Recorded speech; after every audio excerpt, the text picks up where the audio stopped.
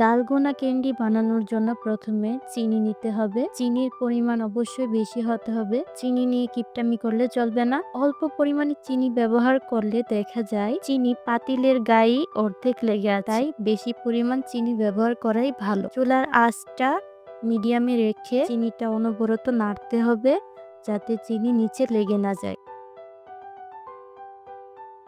চিনিটা গলে আসলে অল্প পরিমাণ বেকিং সোডা ব্যবহার করতে হবে এবং অনবরত নাড়তে হবে। আমার মনে হয় ভালো করে নাড়লে ক্যান্ডিটা ঘন হয় এবং কালারটাও খুব সুন্দর হয়। পরিমাণ মতো বেকিং সোডা ব্যবহার করলে কালার খুব সুন্দর আসে।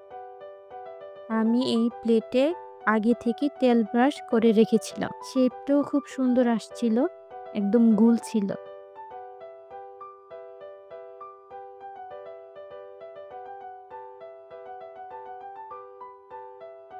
আমার মনে হয় আমার বানানো সবচেয়ে পারফেক্ট ডালগোনা ক্যান্ডি ছিল এইটা। এই পরিমাণ ডালগোনা দিয়ে আমি 2টা ক্যান্ডি বানাতে পারতাম, কিন্তু আমি চেয়েছিলাম একটা বানাতে। আর হ্যাঁ, কুকি কাটারটাতেও আমি তেল ব্রাশ করে দিয়েছিলাম।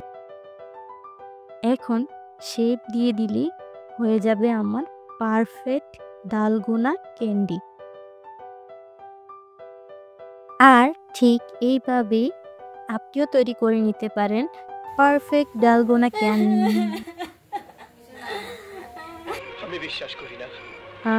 আসলে এটা কি হলো? আসলে এখানে 2টা জিনিস বোঝার আছে। প্রথমে আমার এত তাড়াহুড়া করা উচিত ছিল না। আমার আরেকটু ওয়েট করা উচিত ছিল। আরেকটু ওয়েট করলে ক্যান্ডিটা একটু শক্ত হয়ে আসতো। তারপরে আমি কুকি কাটার দিয়ে শেপ দিতে পারতাম। কিন্তু আমি তাড়াহুড়া করে ফেলছি। এজন্য আমার ক্যান্ডির শেপটা নষ্ট হয়ে গেছে। আর 2 নাম্বার হচ্ছে কোনো কিছু নিয়ে তাড়াহুড়া করা উচিত না। আমি খুব এক্সাইটেড হয়ে গেছিলাম। আর তাই তাড়াহুড়া করে কুকি কাটার দিয়ে শেপ দেওয়ার সময় এরকমটা হয়েছে। ব্যাপার না।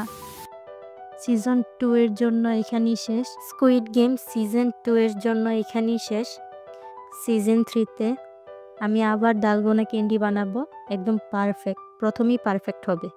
ইনশাআল্লাহ।